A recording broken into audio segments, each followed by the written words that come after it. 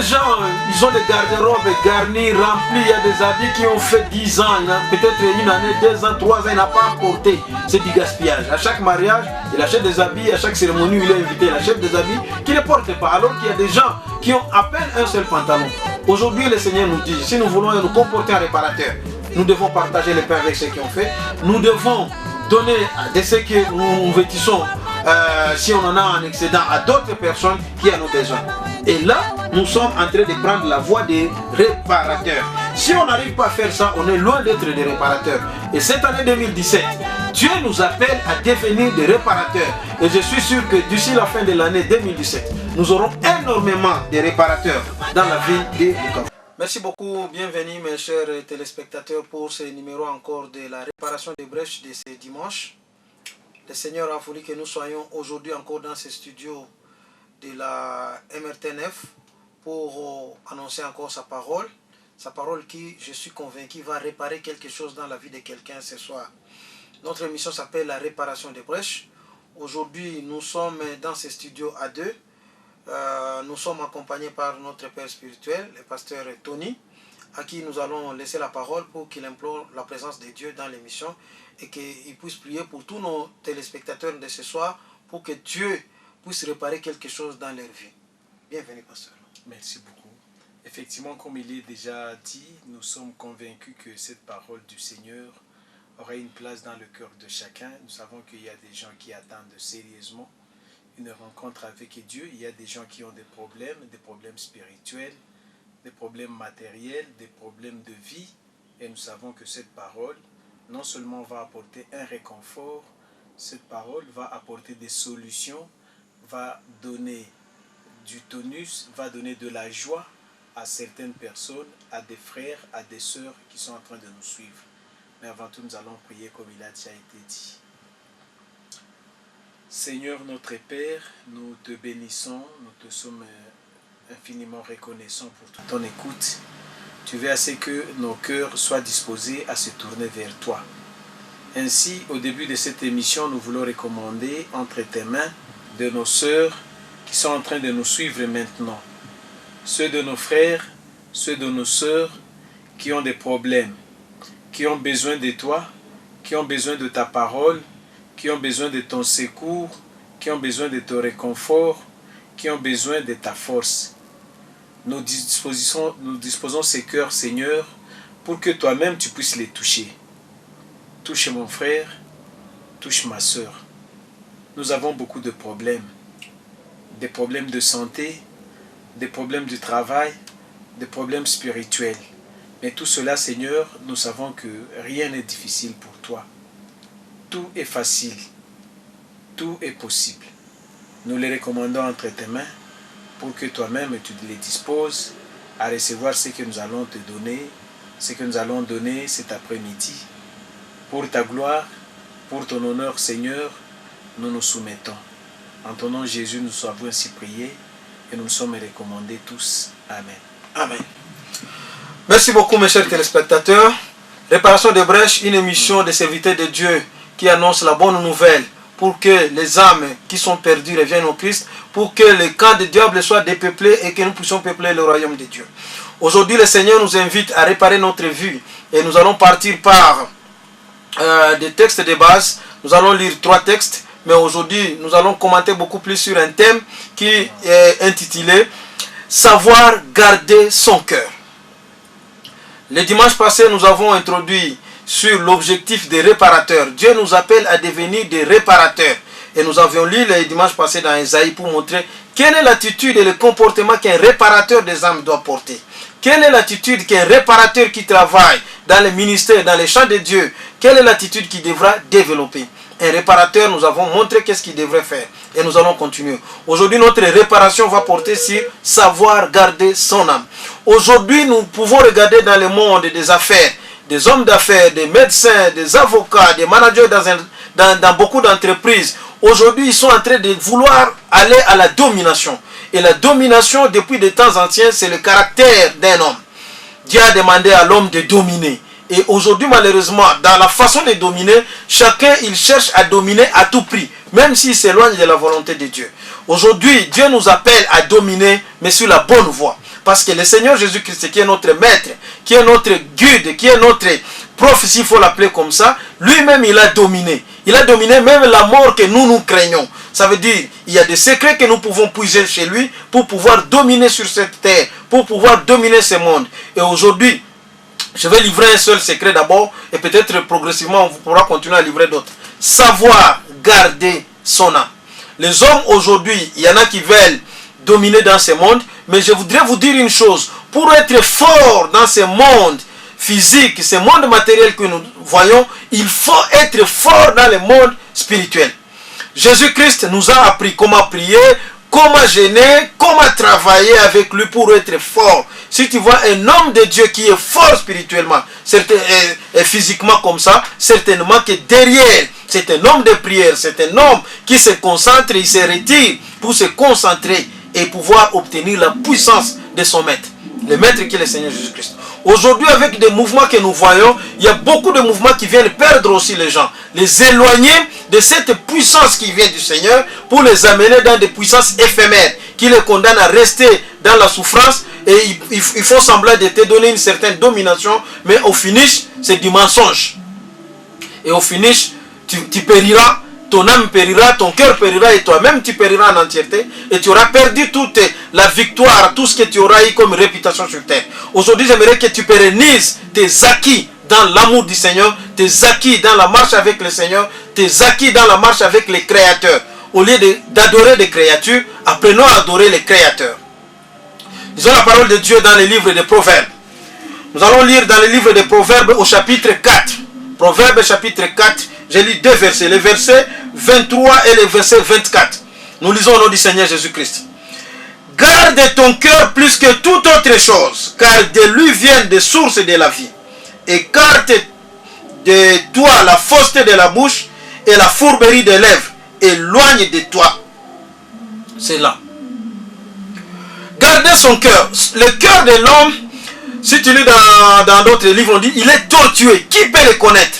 Il cache beaucoup de choses, le cœur de l'homme. Quelqu'un, il peut marcher avec toi, tu penses que vous êtes ensemble, mais en réalité, c'est un ennemi. Il a caché quelque chose dans son cœur. Et le cœur de l'homme, il est tortueux, trompeur. Qui peut le connaître? La Bible dit. Et aujourd'hui, pour que quelqu'un sache garder son cœur, il faudrait qu'il sache d'abord quelle est la valeur du cœur. Le cœur, c'est le magasin dans lequel sont entreposés. Tout ce qui est la partie matérielle est entreposé dans le cœur, notamment la joie, la haine, la jalousie, les animosités, tout ce que vous pouvez avoir, des bons comme des mauvais, des sentiments que vous avez, c'est gardé dans le cœur. Et donc, plus le cœur de quelqu'un il est rempli de mauvaises choses, plus la personne est en train de disposer son cœur à des crises, il dispose son cœur à beaucoup de problèmes. C'est pourquoi la Bible nous avertit à garder notre cœur plus que toute autre chose. Le cœur, il est différent de l'âme, le cœur, il est différent de l'esprit. Nous allons le développer progressivement, mais à première vue ou à chaud comme ça, le cœur, c'est la partie matérielle. Donc, si vous ouvrez ici, vous allez trouver mon cœur, il est là. Il y a beaucoup de gens qui font des opérations du cœur. Mais c'est un magasin. Si tu entres dans ce cœur-là pour chercher la jalousie, tu ne vas pas trouver. Si tu ouvres le cœur pour aller chercher, je ne sais pas moi, la haine, tu ne vas pas trouver. Si tu vas chercher même la joie dans le cœur, tu ne vas pas trouver. Parce que tous ces éléments-là, ce sont des éléments immatériels, mais qui sont emmagasinés dans le cœur. Donc, vous comprenez que l'homme qui sait garder son cœur, déjà il a pris un grand pas. Parce que dans son cœur, il va enlever tout ce qui est animosité, il va enlever tout ce qui est mauvais, tout ce qui est méchanceté, et il va se concentrer sur ce qui est bon, l'amour, la charité, et j'en passe. Donc, la Bible nous dit, garde ton cœur plus que toute autre chose. Mais pourquoi on le garde? Parce que dans le cœur, c'est là que viennent, la Bible dit, c'est de lui que viennent les sources de la vie. Les sources de la vie. Pas une seule source. Les sources au pluriel de la vie. Il faudrait que ton cœur soit gardé. Et gardé alors jalousement. Pourquoi il faut les garder? Parce que ces sources de la vie, si quelqu'un ne les a pas, en réalité il peut marcher, mais c'est un mort. C'est quelqu'un qu'on peut considérer comme, c'est un homme, on le voit, il marche, mais en réalité c'est un mort. Parce que dans son cœur, il y a plus de sources de vie. Les sources de vie ont séché. Gardez son cœur. Aujourd'hui, le monde des intellectuels nous attire. Les gens veulent nous amener dans des loges. Les gens veulent nous amener dans beaucoup de mouvements qu'on peut appeler des sciences chrétiennes, les gens nous amènent dans beaucoup de choses. Et beaucoup de gens se sont engloutis. Qu'il s'agisse des avocats, qu'il s'agisse des médecins, qu'il s'agisse des managers dans des entreprises. Beaucoup sont engloutis dans des mouvements comme ça. Et ces mouvements, il y a quelques années, c'était des mouvements presque cachés, pasteur. Aujourd'hui, on en voit partout. J'ai vu des affiches même. Des gens des mystiques, ils affichent ils mettent des affichages sans crainte. Question de recruter le plus grand nombre. Et aujourd'hui, le Seigneur nous appelle à quitter ce mouvement-là et à venir chercher la puissance chez lui, parce qu'il en a. Ce mouvement engloutit beaucoup de gens. Des gens, je connais des gens qui ne peuvent pas rentrer chez eux avant, des gens qui passent des nuits dans des toilettes, des gens qui passent des nuits dans des cimetières. Il y en a beaucoup de conditions. Tout simplement parce que quelqu'un cherche à dominer de la mauvaise manière. Aujourd'hui, le Seigneur, la réparation qu'il veut aujourd'hui, c'est que tu gardes ton cœur contre toute autre chose. Comment garder son cœur? Il y a l'oreille qu'il faut garder. L'oreille, c'est la bouche autorisée du cœur. Le cœur mange par les oreilles parce que les oreilles encaissent et les choses entrent dans ton cœur, tu les développes, c'est alors que ça commence à ruiner ton propre cœur. Donc, il faudrait garder sérieusement son cœur plus que toute autre chose. Si je prends dans le livre de Matthieu, Matthieu chapitre 5, verset 8, Jésus-Christ, quand il est prêché sur le sermon de montagne, il dit ceci. Heureux ceux qui ont le cœur pur, parce que eux, ils verront le Seigneur Dieu. Avoir un cœur pur, c'est d'abord commencer par les garder des souillures. Arrêtez de mettre des souillures dans votre cœur, c'est alors que votre cœur va rester pur devant Dieu, et c'est alors que votre cœur peut vous permettre de vous approcher de l'Éternel. Nous allons lire notre deuxième verset dans le livre des psaumes. Les psaumes au chapitre 103. L'âme maintenant. Parce que le cœur et l'âme, la plupart des gens confondent, mais c'est deux choses différentes. Écoutez ce que David dit. Psaume 103, verset 1er. Mon âme bénit l'Éternel. Que tout en moi bénisse son Saint-Nom. Mon âme bénit l'Éternel et n'oublie aucun de ses bienfaits. C'est lui qui pardonne toutes tes fautes, qui guérit toutes tes maladies, qui rachète ta vie du gouffre, qui te couronne de bienveillance et de compassion, qui rassasie de bien ta vieillesse et qui fait rajeunir, qui te fait rajeunir comme l'aigle. David, c'était un roi. Il a eu le temps d'avoir l'argent, il a eu le temps d'avoir l'ambiance du monde, il a eu le temps d'avoir tout ce qu'il a désiré de femmes et tout ça, il en avait beaucoup d'ailleurs.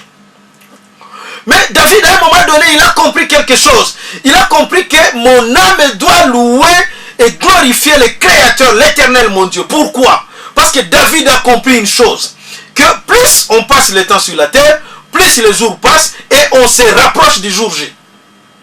Le jour redoutable, la mort. Et David dit, mon âme bénit l'Éternel. Pourquoi David a demandé à son âme de bénir l'Éternel et pas son cœur? Je venais de dire que le cœur, c'est la partie matérielle, c'est physique. Oh, ça fait partie du corps, s'il faut dire ça comme ça. Or, le corps ne viendra pas devant Dieu pour être jugé. Le corps va se retirer. D'ailleurs, déjà sous la terre ici, quand la personne décède, tout ce qu'on fait, je vois souvent les pasteurs, ils disent ça en Swahili. On retourne le cœur là. Le cœur et le corps. Le cœur lui-même qui fait partie du corps, il rentre dans la poussière. Et le jour du jugement, lorsque le Seigneur nous appellera, le corps ne viendra pas. Si on l'appelle, le corps vient ici. Tu viendras justifier parce que toi tu as induit l'âme en erreur. Tu as demandé qu'on te donne des maquillages. Tu as demandé ceci, des passions. Tout ce que tu as demandé, viens maintenant. Le corps ne viendra pas. Il va dire, moi je suis poussière. Je ne mérite pas venir devant Dieu. Je rentre là où j'ai été tiré. J'étais poussière. Je suis rentré là-bas. Et on va dire, Étienne, toi l'évangéliste, viens. Ça sera maintenant mon âme qui viendra. L'ensemble de la partie immatérielle. En réalité, cette âme, c'était David lui-même, le véritable David alors. Il dit, mon âme loue l'Éternel. N'oublie pas ses bienfaits. Pourquoi David a compris ça? Parce qu'il sait que ce jour-là, l'âme a autorisé au corps de se maquiller, de faire tout ça, mais c'est l'âme qui ira justifier. C'est l'âme qui ira, pour aller dire pourquoi tu as fait ça. Et aujourd'hui, je te demande de garder ton cœur jalousement parce que tout ce qui représente l'âme est caché dans ton cœur. Ça veut dire si ton cœur est souillé, les éléments immatériels qui sont cachés, qui constituent ton âme, seront souillés. Et ne se présenteront pas devant Dieu proprement. Ils se présenteront en coupables. Et aujourd'hui, j'aimerais, toi qui m'entends, que tu sois directeur, je ne sais pas quoi, que tu sois manager, que tu sois grand, que tu sois petit, avocat, je ne sais pas, médecin, et tous les autres qui nous suivent en ce moment. Dieu nous appelle à garder nos cœurs plus que toute autre chose. L'âme de David demande à son âme de louer l'Éternel. Parce que ce jour-là, on va dire, corps vient, il dit non, moi je ne viens pas là-bas, ce n'est pas mon domaine, je suis poussière, je rentre dans la poussière. Et on va dire à l'âme, viens. Il dit non, est-ce qu'on m'a vu sur terre d'ailleurs? Moi je suis en train de m'imaginer comme ça. L'âme dira, est-ce que vous m'avez vu d'abord sur terre? Je n'ai jamais été sur terre, je ne me suis jamais maquillé, je n'ai jamais péché. C'est le corps qui a péché. Et le corps qui ne viendra pas malheureusement. Et l'âme sera obligée de répondre de toutes ces imperfections que l'âme aura autorisées au cœur des faits. La réalité, les passions de ce monde, les loges, les mouvements, tout ce que nous pouvons faire, c'est tout simplement de la distraction. De la distraction qui nous éloigne du Créateur. De la distraction qui vient surcharger nos âmes. Et l'âme de David, il dit, n'oublie pas. Mon âme bénit l'Éternel. Et n'oublie pas aucun de ses bienfaits. Qui peut dire qu'il n'a jamais vécu le bienfait de l'Éternel? Qui? Vous savez, dans l'hôpital, j'ai observé une chose. Dans le lit d'hôpital, quand quelqu'un il est déjà malade, souvent on oublie le maquillage. Alors que pour quitter même la maison, on se maquille 10 000 fois. Mais quand on veut quitter, on est dans le lit d'hôpital, on oublie le maquillage. J'étais en train de réfléchir pour comprendre pourquoi on ne peut pas se maquiller sur le lit de maladie. J'ai compris une chose. Le corps il se rapproche de la tombe, le corps il se rapproche du gouffre, il commence à avoir peur. Il commence à dire, oh, est-ce que nous avons un maquillage exact? Est-ce que nous avons une ambiance exacte? Est-ce que nous avons une biloko nyonso oyo ezotungi sangaya ozala kuna te? Le corps commence à se retirer. On commence à dire, tu peux pas te maquiller? Non, je ne vais pas me maquiller. Tu ne peux pas manger? Je ne vais pas manger. Il se rapproche. Et c'est l'âme qui commence à palpiter, à combattre. Parce que maintenant, il se rapproche du jour où il doit rendre compte. Parce que la Bible nous dit, chacun rendra compte, même de toutes paroles vaines qu'il aura prononcées. Nous rendrons compte. Et c'est l'âme qui rendra compte. Voilà pourquoi mes chers frères, voilà pourquoi mes amis, voilà pourquoi mes chers collègues, voilà pourquoi mes chers voisins, je ne sais pas qui. Aujourd'hui, la réparation d'aujourd'hui porte sur le fait de garder son âme. Garder son âme. Mais l'âme qui est cachée dans le cœur. Si on garde son cœur plus que toute autre chose qu'on garde, parce que c'est de là que viennent les sources de la vie. Et donc ton âme ne peut s'épanouir que si ton cœur est bien gardé. Ton âme ne peut s'épanouir et se développer et aller vers la puissance et aller vers la grandeur, aller vers l'élévation. Si simplement tu as confié ton âme à l'Éternel et ton cœur tu le gardes de toute souillure. Tu les gardes de toute impureté, tu les gardes de tout ce qui peut venir déranger la circulation normale du cœur. Le cœur de l'homme, je vais vous surprendre, vous savez, c'est une pompe. La pompe qui fonctionne depuis que la personne est née, jusqu'au jour où elle mourra, elle ne s'arrêtera pas. Chaque jour, il y a des battements, des contractions, et chaque jour, il y a une pompe qui fonctionne. Et regardez, tout ça, on le fait gratuitement. Alors que pour simplement gonfler seulement les pneus de votre moto, les pneus de votre voiture, vous êtes obligé de payer. Alors qu'on va pomper simplement 4 fois ou 5 fois, c'est rempli. Mais imaginez-vous une pompe qui fonctionne jour pour jour, chaque jour sans arrêt, et vous ne payez rien. Voilà la valeur du cœur qu'il faut garder. Mais si vous y remplissez des souillures, certainement que vous viendrez en jugement, et votre cœur ne vous permettra pas de produire des sources de vie. Je venais de le dire en Matthieu, au chapitre 5e, il n'y a que des gens qui ont des cœurs purs qui verront Dieu. Matthieu dit ça. Jésus lui-même il a dit ça.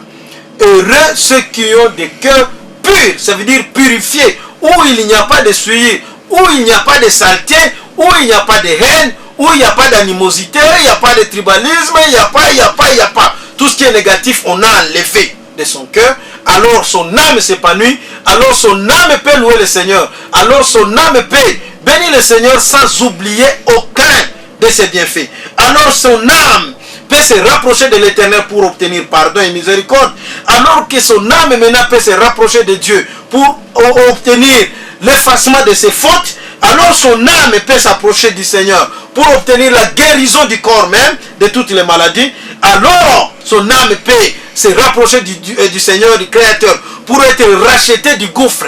Parce que la réalité c'est que toutes les âmes qui pêchent périront iront en enfer, iront dans les gouffres.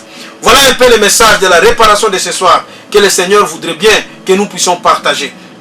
Merci à vous tous qui l'avez suivi. Je suis convaincu que Dieu a fait quelque chose dans la vie de quelqu'un ce soir pour que sa vie soit effectivement une vie qui plaît à l'Éternel, une vie qui porte, qui porte en son sein un cœur pur pour voir le Seigneur, un cœur pur de qui jaillit les sources de vie. Que le Seigneur vous bénisse, vous tous, nos téléspectateurs de ce soir. Parce que c'est de là que vient les sources de vie. Gardez jalousement vos cœurs. Évitez à votre cœur, à votre corps, à votre âme de se plonger dans les passions du monde. Parce que ce jour-J, vous irez seul. Même si tout ce qu'il y a, la coalition des magiciens ou des féticheurs, ils ne viendront pas. Et de ce jour-là, vous irez seul. Voilà pourquoi je vous invite à garder jalousement votre cœur. Pasteur, vous avez un mot à placer? Oui. Allez-y. Seulement, je vais dire que nous savons garder les biens que nous avons. Nous savons garder nos maisons, nous savons garder nos voitures et nous y faisons sérieusement attention. Nos diplômes, nous savons les garder, nous savons garder nos appareils, nous savons garder nos téléphones, jalousement encore. Mais si de cette façon-là, que nous gardons les biens de ce monde, les biens périssables, les biens qui sont démodés d'un moment à un autre. Nous avons vu des gens qui ont construit de belles maisons, mais aujourd'hui, ces maisons sont dépassées. Nous avons vu de belles marques de voitures, ces belles marques de voitures aujourd'hui sont dépassées. On a vu des téléphones qui ne pouvaient même pas contenir dans nos poches, mais qui sont dépassés aujourd'hui. Et si nous savons garder les biens périssables de ce monde, pourquoi nous avons du mal à garder ce qui n'est pas périssable, ce qui va nous amener dans une vie éternelle, ce qui fera que nous puissions être en contact avec notre Seigneur, ce qui fera que nous puissions jouir éternellement de la joie que Dieu nous préserve. Donc, ce que je voulais dire seulement, c'est que si nous sommes capables de garder les biens périssables, faisons un effort pour garder nos cœurs, de toute souillure, les souillures de ce monde que nous connaissons très bien. Ce sont des biens périssables. Nous pouvons gagner la joie, mais la joie qui est momentanée. Nous pouvons gagner le plaisir, mais un plaisir qui est momentané. Sachons nous préparer, sachons garder jalousement nos cœurs pour que nous puissions entrer dans la joie parfaite, la joie éternelle, la joie non périssable, la joie non finissable que notre Seigneur nous préserve. Que tous nos téléspectateurs qui nous suivent cet après-midi, vous tous, soyez bénis par le Seigneur et qu'il vous donne la force de bien nous garder, de bien vous garder, de telle sorte que nous puissions toujours nous retrouver purs devant sa face. Amen. Amen. Merci beaucoup, nos chers téléspectateurs. J'espère que le Seigneur a réparé quelque chose dans notre vie. Moi, je suis l'évangéliste Étienne Bazire et il y a notre pasteur Tony. Vous voulez nous voir, vous pouvez nous voir ici en ville. Nous avons une grande église pénale francophone. Venez, vous allez nous voir là-bas. Chaque fois que vous le désirez, tous les serviteurs de Dieu qui sont dans la ville de Bukavu, soyez bénis. Et surtout, retenez que le Seigneur nous appelle à travailler pour la réparation des brèches. Cette émission qui est la réparation des brèches, c'est une émission de tout le monde. Nous voulons nous concentrer sur la prédication, sur le dépeuplement du camp du diable pour peupler le royaume de Dieu. Que le Seigneur vous bénisse très abondamment et un très bon dimanche, toutes les bonnes choses. Si vous voulez nous atteindre, vous pouvez facilement nous atteindre en nous faisant des textos après l'émission. C'est nos numéros habituels de 089 20 130. 089 20 donc 20 100 30. Notre deuxième numéro c'est le 085 772 54 29. Que le Seigneur vous bénisse. Passez un très bon dimanche en famille. Que le Seigneur vous donne à garder vos cœurs. Que le Seigneur vous donne à élever vos âmes, à les rapprocher du Seigneur dans la louange et l'adoration, pour que le Seigneur guérisse vos maladies, pour que le Seigneur guérisse vos soucis, pour que le Seigneur vous vienne au secours, qu'il pardonne vos péchés, et surtout qu'au grand jour, au dernier jour, au grand rendez-vous, que vous soyez là. Et n'y seront là que ceux qui auront un cœur pur, a dit le Seigneur Jésus-Christ. Nous allons laisser encore quelques minutes, comme nous en avons encore une ou deux, au pasteur de bénir notre émission, de prier pour tous ces téléspectateurs qui ont suivi l'émission, que le Seigneur leur vienne au secours pour qu'ils sachent garder leur cœur pur. Nous allons prier. Seigneur notre Père, au début de cette émission, nous t'avons invité et nous t'avons présenté les problèmes multiples de nos frères et sœurs. Nous avons demandé à ce que chacune les amène devant toi. Ainsi, Seigneur, quand ton serviteur parlait, je suis convaincu que les frères et sœurs qui nous suivaient ont présenté leurs problèmes devant toi. Parmi eux, il y a ceux-là qui sont embrigadés par les soucis de ce monde. Il y a ceux qui sont malades.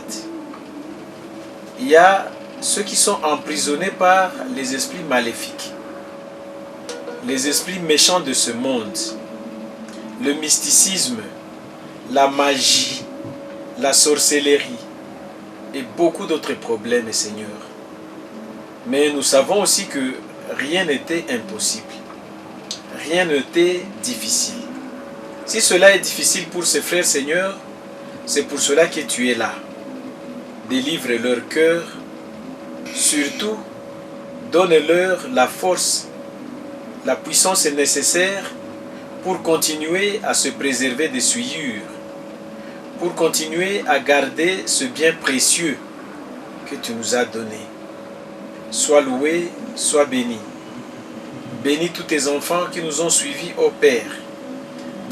Nous avons foi.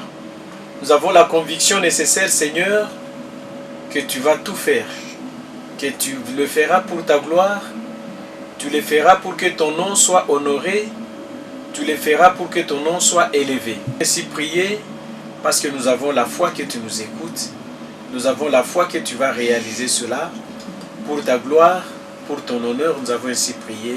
Amen. Amen. Bye bye, bon dimanche, que le Seigneur vous bénisse. Merci. Merci pasteur. À vous autant. D'accord. Bye.